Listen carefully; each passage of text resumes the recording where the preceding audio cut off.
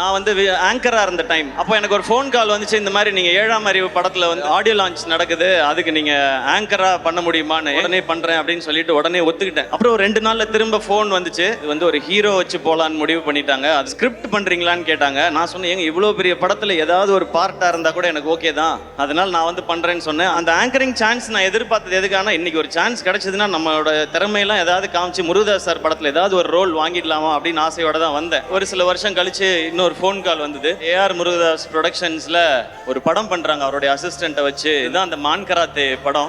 Audio லான்ச்ல வந்து Murugadoss sir இருந்தாங்க, chief guest வந்து சங்கர் சார். அப்ப நான் பேசும்போது சொல்லியிருந்தேன், என்னைக்காவது ஒரு நாள் நான் வந்து முருகதாஸ் சார் டைரக்ஷன்ல நடிக்கணும், சங்கர் சார் டைரக்ஷன்ல நடிக்கணும், அதுதான் என்னுடைய ஆசை. அப்பதான் அந்த சோஷியல் மீடியா ஆரம்பிச்ச டைம். அதுல எல்லாருமே நிறைய கிண்டல் பண்ணாங்க. 2 படம் ஓடிடுச்சுன்னா உடனே உனக்கு முருகதாஸ் படம் கேக்குதா, சங்கர் படம் கேக்குதான்னு சொன்னாங்க. இன்னைக்கு மதராசி ஏஆர் முருகதாஸ் சார் டைரக்ஷன்ல நான் ஹீரோ இங்க நின்று பேசிக்கிட்டு இருக்கேன்.